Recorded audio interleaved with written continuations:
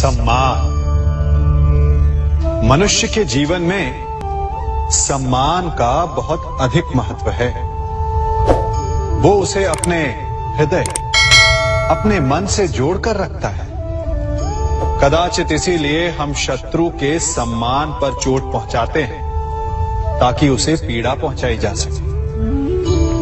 परंतु ऐसा करने से सावधान रहे मित्रों। शरीर पर लगी चोट मनुष्य भुला सकता है, परंतु उसके सम्मान को लगी चोट उसे जीवन भर पीड़ा देती है।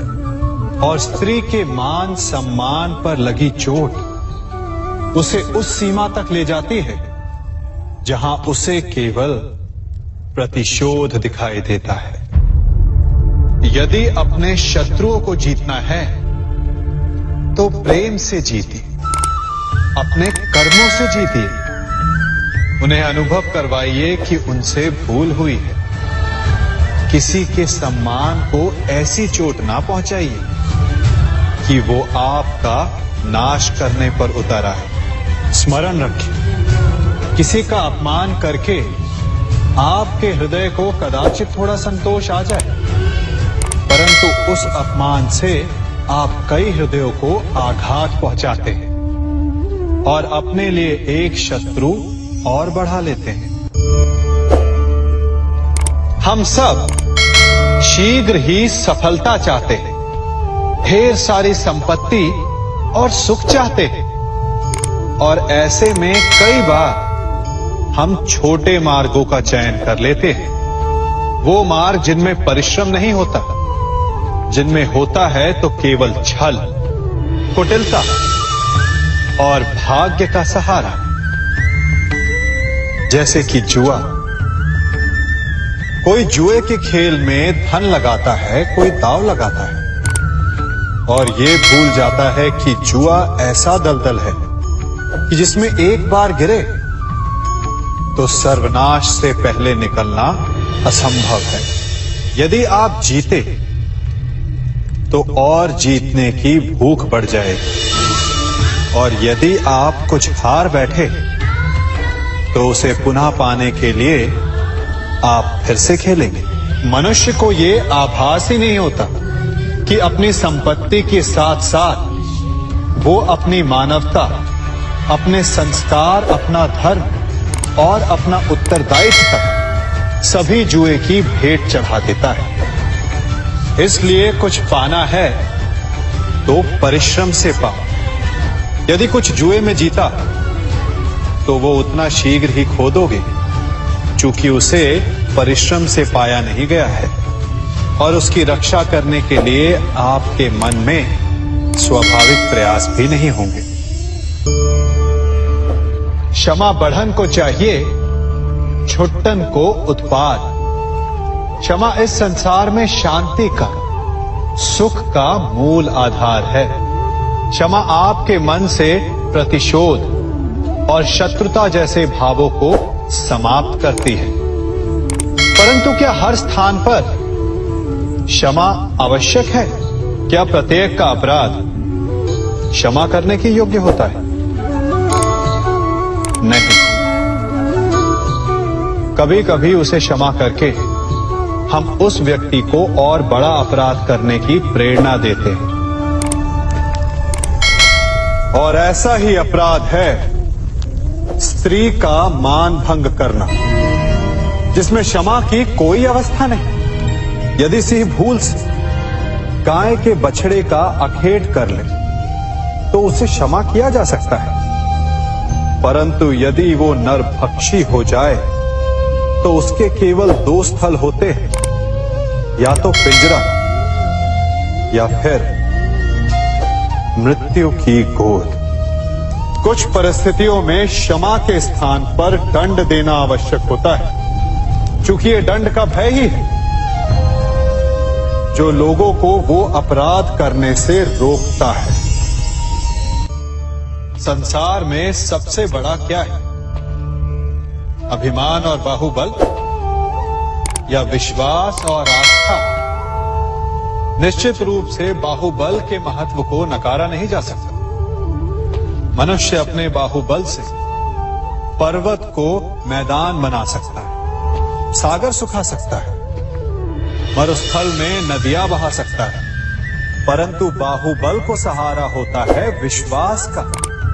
यदि मन में विश्वास ना हो तो बाहुबल किसी काम का नहीं। वो कौन सा बल है कि मोर आकाश की ओर ताकते हैं? वो विश्वास ही तो है जिसके कारण वर्षा होती है और दोनों की प्यास बुझती है। परंतु जब पाप के बाहुबल का सामना धर्म के विश्वास से होता है तो बाहुबल हार जाता है और जीतता है विश्वास। विजय होती है आस्था की। यदि आप सत्य के मार्ग पर चल रहे हैं और आप अपने इष्ट में आस्था रखते हैं तो किसी भी पापी का बल आपका कुछ नहीं बिगाड़ सकता। कभी सोचा है हमारा जीवन भी उस रेत की घड़ी की भांति है? जो रेत नीचे गिर चुकी है वो हमारा अतीत है, जो अब भी ऊपर है वो हमारा आने वाला भविष्य है, और वर्तमान ये संकुचित स्थल है जहां से धीरे धीरे करके रेत गिर रही है। अर्थात हमारे पास जीने के लिए यही एक क्षण है। उसका उपयोग कैसे करना है ये हम पर निर्भर करता है। जो बीत गया उसका दुख मनाना है या जो भविष्य में होने वाला है उसकी प्रतीक्षा में क्रोध करना है। सब कुछ करने के लिए यही एक क्षण है। प्रसन्न रहना है तो उसके लिए भी यही एक पल है। प्रतीक्षा करते रहोगे तो ये पल भी भूतकाल में बदल जाएगा। इसलिए आनंद के लिए, परोपकार के लिए प्रतीक्षा ना कीजिए। आपके पास जो पल है उनका भरपूर सदुपयोग कीजिए, क्योंकि इस घड़ी को पलटकर आप फिर से समय अवश्य गिन सकते हैं, परंतु अपना बीता हुआ समय आप वापस नहीं लौटा पाएंगे।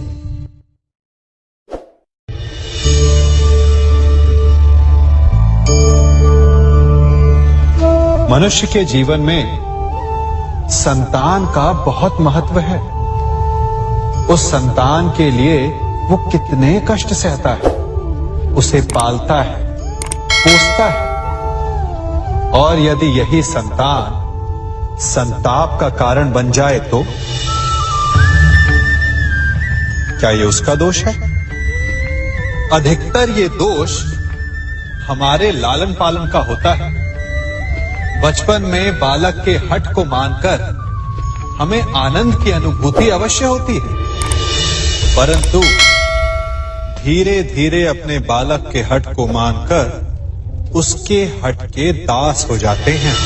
एक हठी उद्दंड और असंस्कारी संतान उस सूखे वृक्ष के समान होती है कि यदि जिसमें आग लग जाए तो वो सारे वन को भस्म कर डाले। और स्मरण रहे, जब उसमें अग्नि लगती है तो सबसे पहले वो स्वयं के घर को ही भस्म करती है। इसलिए जब आवश्यकता हो तो अपनी संतान के हठ का विरोध करें, उसे रोके, क्योंकि यदि समय रहते ऐसा ना किया गया तो भविष्य में इस समस्या के परिणाम गंभीर हो सकते हैं। प्रतिज्ञा, वचन, ये सब मनुष्य ने समाज को सही दिशा में रखने के लिए बनाए हैं। वो मनुष्य ही क्या जिसके जीवन में नियम ना हो, जिनका वो पालन ना करे, परंतु समय के साथ चलने के लिए नियमों को बदलना भी आवश्यक होता है, क्योंकि ये आज का समय ही तो है जो बीत जाने के पश्चात इतिहास बन जाएगा।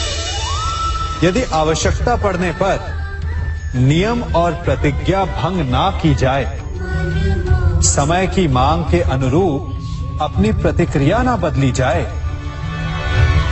तो इतिहास हमें कभी क्षमा नहीं करेगा। आवश्यकता पड़ने पर आपकी तोड़ी हुई एक प्रतिज्ञा, एक बंधन कभी कभी पूरे मानव इतिहास को बड़े विनाश से बचा सकता है। इसलिए नियम, प्रतिज्ञा, वचन कुछ नहीं, कुछ है तो केवल समय, जिसके अनुरूप चलने वाला ही सफल हो सकता है। कभी किसी पक्षी को घोंसले की नींव बनाते देखा है? अथक परिश्रम करके तिनका तिनका बिटोर कर वो पक्षी अपना घोंसला बनाता है, अपनी संतान के लिए एक सुरक्षित घर बनाता है। और फिर कहीं से तीव्र आंधी आती है, भारी वर्षा होती है और उसका घोंसला तिनका तिनका करके बिखर जाता है। फिर वो पक्षी क्या करता है? वो रोता नहीं, ना ही विलाप करता है। वो बिना विलंब करे फिर से अपना घोंसला बनाना प्रारंभ कर देता है और सफलता पाता है। फिर हम क्यों छोटी छोटी असफलता से भयभीत होकर परिश्रम करना छोड़ देते हैं? एक बात सदा स्मरण रखिएगा, हर वृक्ष कुल्हाड़ी की एक मार से नीचे नहीं गिरता, हर चट्टान घन के एक प्रहार से नहीं टूटती। सफलता पाने के लिए अनावरत परिश्रम करना ही मात्र एक मार्ग है। स्वीकारण, सत्य का स्वीकारण मनुष्य के लिए बहुत ही महत्वपूर्ण है। जब तक मनुष्य सत्य को स्वीकार नहीं करता, उसे असत्य से लड़ने की शक्ति प्राप्त नहीं होती। जब आप भोजन करते हैं तो क्या होता है? आपका पेट स्वीकारता है कि वो भर चुका है और आप भोजन करना बंद कर देते हैं। जब आपको निद्रा आती है तो क्या होता है? आपका मन स्वीकारता है कि आपका शरीर थक चुका है और उसे विश्राम की आवश्यकता है। उसी प्रकार जब आपको किसी व्यसन को रोकना हो तो आपको स्वीकारना पड़ता है कि बहुत हो चुका, चाहे वो लालच हो या मदिरापान। उस व्यसन का त्यागना तभी प्रारंभ होता है जब आप ये स्वीकार कर लेते हैं कि आप उस व्यसन के बंधन। संसार का सबसे बड़ा पाप क्या है? असत्य बोलना, हत्या कर देना, चोरी करना या किसी का अपमान करना। संसार का सबसे बड़ा पाप है किसी निर्बल को सताना, और संसार का सबसे बड़ा दंड भी उस निर्बल के मुख से निकली हाय है। आप देख रहे हैं मैं क्या कर रहा हूं? मैं लौह पिघला रहा हूं और ये लौह पिघलता है इस चमड़ी की बनी धूनकी से निकली हवा से। तनिक सोचिए, एक मृत पशु की खाल से बनी धूनकी इतने कठोर लोहे को भस्म कर सकती। ठीक उसी प्रकार आप चाहे जितने भी शक्तिशाली क्यों ना हो, यदि आपने किसी निर्दोष, किसी निर्बल को सताया तो उसके मन से निकली हाय और उसका श्राप आपके जीवन को भस्म कर सकता है। स्वर्ण, सज्जन पुरुष और परोपकारी मनुष्यों की गति एक समान होती है। यदि स्वर्ण टूट जाए तो उसे गर्म करो, ताप दो, पिघल कर वो फिर से जुड़ जाता है। ठीक उसी प्रकार मतभेद होने के पश्चात भी एक सज्जन पुरुष और महान पुरुष फिर से मित्र बन जाते हैं। परंतु दुर्जन दुष्ट माटी से बने लोग उस पके हुए मटके के समान होते हैं कि जिनमें यदि एक बार दरार आ जाए तो वो स्वयं ही स्वयं का सर्वनाश कर लेते हैं। इसलिए मित्रता केवल सज्जनों से ही करें ताकि मतभेद ना हो। दुष्टों का समूह अपना नाश स्वयं ही कर लेता है। यदि कोयले की खान में जाओ तो चाहे जितनी भी सावधानी बरतो, अपने वस्त्रों पर कालिख लग ही जाती है। इसलिए दुष्ट मित्रों से सावधान, सज्जन शत्रु प्रत्येक परिस्थिति में श्रेष्ठ है। प्रत्येक मनुष्य सफलता पाने के लिए कार्य करता है। कुछ सफल होते हैं, कुछ नहीं होते, और जो सफल नहीं होते वो सदा अपनी असफलता का कारण या तो अपनी परिस्थितियों को बताते हैं या अपने सहयोगियों को दोषी ठहराते हैं। परंतु क्या वास्तविकता में ऐसा ही होता है? क्या कोई परिस्थिति या कोई व्यक्ति किसी की असफलता का कारण बन सकते हैं? उत्तर हां भी है और ना भी। कैसे? आप इस तितली को देख रहे हैं? आपने एक मक्खी को भी देखा हो। प्रकृति ने दोनों को समान गुण दिए हैं रस पान करने का। एक तितली फूलों पर जाकर उसका रस लेती और इस अवस्था में नए फूल खिलने की व्यवस्था भी करती है, और मक्खी घाव पर बैठती है, घाव को सड़ाती है और रोग भी फैलाती है। यदि इसमें किसी बात का अंतर है तो केवल सोच का। यदि आप उचित मार्ग चुनेंगे तो आपको सफलता मिलेगी, आप में उत्साह बढ़ेगा, और यदि आप अनुचित मार्ग चुनेंगे तो आपको असफलता मिलेगी, निराशा मिलेगी। अब उचित मार्ग चुनना है या अनुचित मार्ग, ये निर्णय तो आप पर निर्भर करता है। मनुष्य सदा भला बुरा, खरा खोटा, सत्य असत्य की बातें करता है। सत्य को अच्छा मानता है और असत्य को बुरा। परंतु क्या आपने कभी ये सोचा है कि प्रत्येक वस्तु, प्रत्येक भाव का एक महत्व होता है? दोनों ही एक दूसरे के पूरक होते हैं। यदि काला रंग नहीं होगा तो क्या श्वेत रंग की आभा का अनुभव होगा? यदि असत्य नहीं होगा तो क्या सत्य के महत्ता का ज्ञान होगा? यदि बुरा नहीं होगा तो क्या भले पर आपको विश्वास होगा? कुछ महत्वपूर्ण है तो दोनों के मध्य का संतुलन। बुरी से बुरी वस्तु, समय या भाव, कोई ना कोई स्वयं में शुभ छिपाए रखती है। कभी काले गरजते मेघों को देखा है? उसके किनारे भी एक स्वर्णिम आभा होती है। उसी प्रकार यदि आपके जीवन में बुरा समय आए तो आपको अपने सच्चे मित्रों की पहचान हो जाती है। तो बुरे समय में निराश ना हो, उसमें भी कुछ शुभ खोजने का प्रयास करें, और धीरे धीरे सब कुछ आपके जीवन में स्वतः शुभ हो जाएगा। संसार में सबसे महत्वपूर्ण क्या है? दृष्टि या दृष्टिकोण, समझ या सोच? सामान्यतः मनुष्य की दृष्टि और सोच में अधिकतर वो वस्तु, वो घटनाएं, वो भाव श्रेष्ठ हैं जो हमें आनंद दें, और जो हमें आनंद नहीं देते उन्हें हम दुखदाई मान लेते हैं।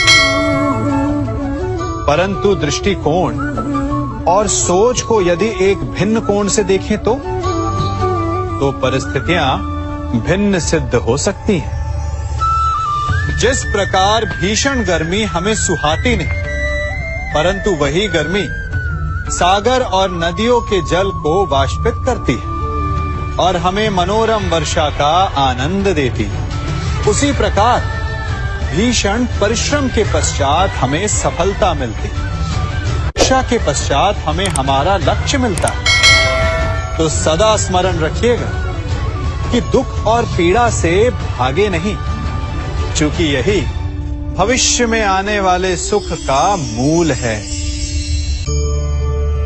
जब भी आपने यात्रा की होगी तो अवश्य अपने मार्ग के आसपास कुछ रिक्त स्थान देखे होंगे, कुछ खेत देखे होंगे, कोई ना कोई भूमि का टुकड़ा अवश्य देखा होगा। कुछ स्थान ऐसे होते हैं जहां पेड़ लगे होते हैं, जहां माली बड़े प्रेम से उन्हें बोता है, उन्हें सींचता है। और कुछ स्थान ऐसे भी होते हैं जहां बिना माली के खरपतवार उग जाते हैं, कुछ अन्य पौधे उग जाते हैं। माली द्वारा उगाए वृक्ष हमें ठंडी छाया देते हैं, हमें फल देते हैं, ईंधन के लिए लकड़ियां देते हैं। और बिना परिश्रम के उपजित खरपतवार यदि कुछ करते हैं तो ये कि वो भूमि को बंजर बनाते हैं। हमारा मन भी रिक्त भूमि की भांति होता है।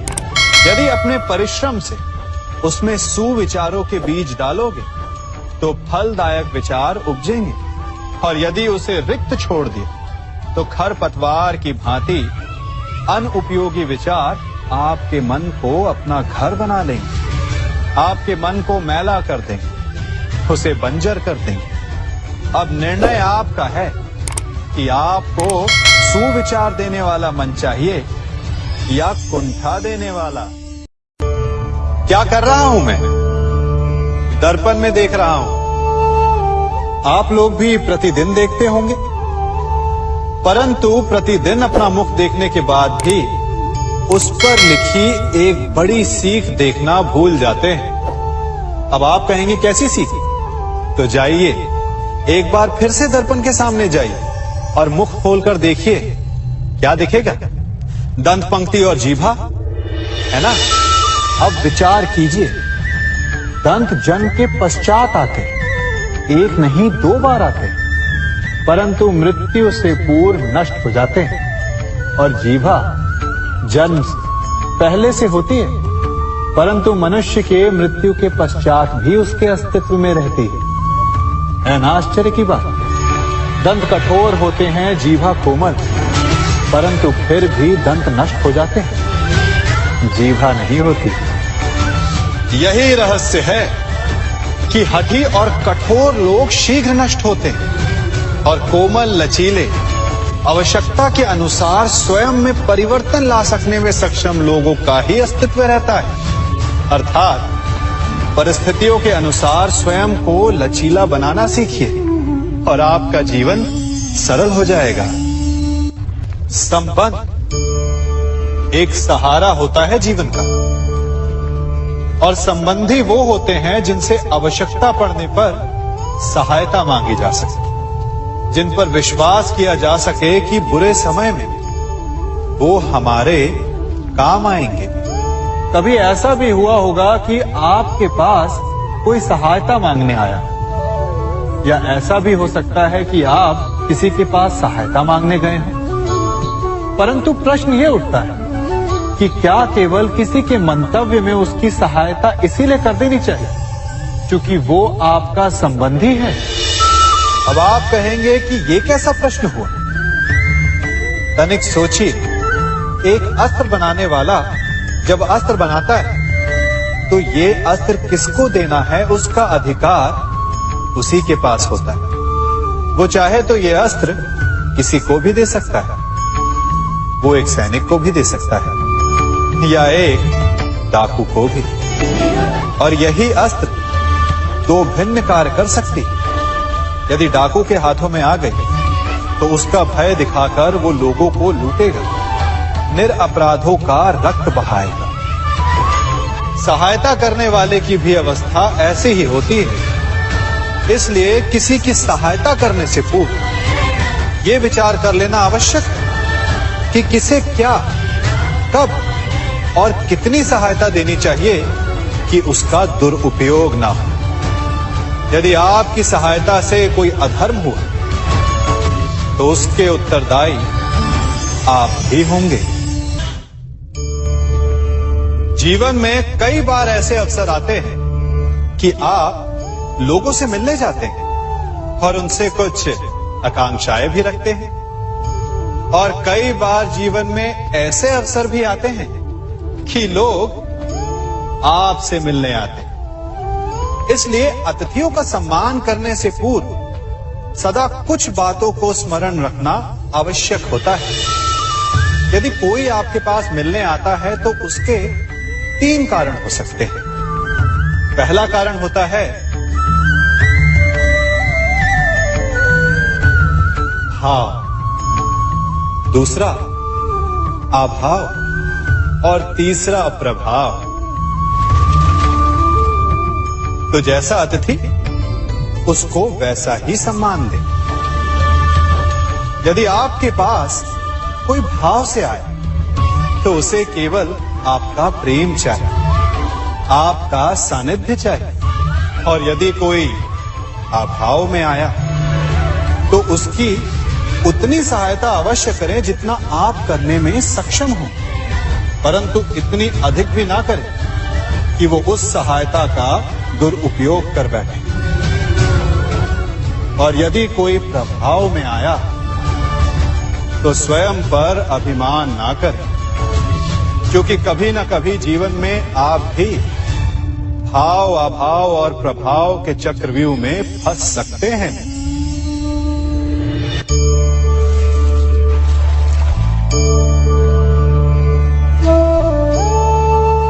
यदि जल को मुट्ठी में कसकर बांधें तो जल कैसे अपना मार्ग बनाकर निकल जाता है? इसी धारा की भांति यही अवस्था हमारे अपनों के साथ भी होती है। अधिकतर हम जिनसे प्रेम करते हैं, हम सदा उन्हें अपने समीप रखना चाहते हैं, स्वयं से दूर नहीं होने देना चाहते। चिंता करते हैं, भय खाते हैं कि कहीं उनके साथ या उनसे कुछ बुरा घटित ना हो जाए। और ऐसे में हमारे अपने ही हमसे दूर हो जाते हैं, ठीक मुट्ठी में बंधे जल की भांति। इसलिए जिनसे आप प्रेम करते हैं उन्हें स्वतंत्र कर दीजिए, उनकी सोच को स्वतंत्र बनने दीजिए, उन्हें अपने मार्ग स्वयं ढूंढने दीजिए, क्योंकि आप सदा उनके साथ उन्हें मार्ग दिखाने के लिए नहीं रहने वाले। इसलिए अपनों के साथ अवश्य रहें, परंतु उन्हें बांधे नहीं। जन्म के पश्चात बालक जब पहली बार अपने नेत्र खोलता है तो उसका मन उत्सुकता से भरा होता है कि ये संसार क्या है, उसे क्या दिख रहा है। ये उसके जीवन का नया आरंभ होता है। परंतु जैसे हम धीरे धीरे बड़े होने लगते हैं, अनुभव अर्जित करते हैं, हमारे मन की उत्सुकता, हमारे जीवन का चाव होने लगता है। तनिक सोचिए, जब हम सुबह सोकर जगते हैं, अपनी आंखें खोलते हैं, तो उसे ही हम अपने जीवन का प्रारंभ समझ ले तो सुबह से लेकर संध्या तक के समय को ही अपने जीवन जीने का समय समझ ले तो कितनी स्फूर्ति आ जाएगी। आप कितने काम कर पाएंगे, आप कितने लक्ष्य अर्जित कर पाएंगे। पलों से मिलकर घड़ी बनती, घड़ी से मिलकर प्रहर, प्रहर से मिलकर दिन बनते हैं और दिनों से माह और वर्ष। यदि आप अपना हर पल, हर प्रहर विश्वास से, हर दिन उत्साह से जिए तो आपका संपूर्ण जीवन सार्थक हो सकता है। मनुष्य अपना जीवन विश्वास पर जीता है, परंतु विश्वास किसका? तनिक सोचिए, किस पर विश्वास है आपको? महापुरुषों की कही बातों पर, ग्रंथों में लिखे ज्ञान पर, माता पिता की सीख पर, या मित्रों के दिए गए निर्देशों पर, या फिर मेरी कही बातों पर? ये सब विश्वास अपूर्ण है जब तक आपको स्वयं पर विश्वास ना हो। यदि विश्वास करना है तो पहले अविश्वास करने के विज्ञान को भी सीखना चाहिए। आप किसी की बातों पर विश्वास न करें, आप अपने मन से पूछें, अपनी अंतर आत्मा से प्रश्न करें, और जो उत्तर मिलेगा वही सबसे उचित होगा। जब आप अपने मन, अपनी अंतरात्मा पर विश्वास करना सीख जाएंगे तो नीति, ज्ञान सब आपके भीतर से स्वतः उमड़ेगा। और यदि आप स्वयं पर ही विश्वास ना कर पाए तो धर्म ग्रंथों में लिखे श्लोक, महापुरुषों की वाणी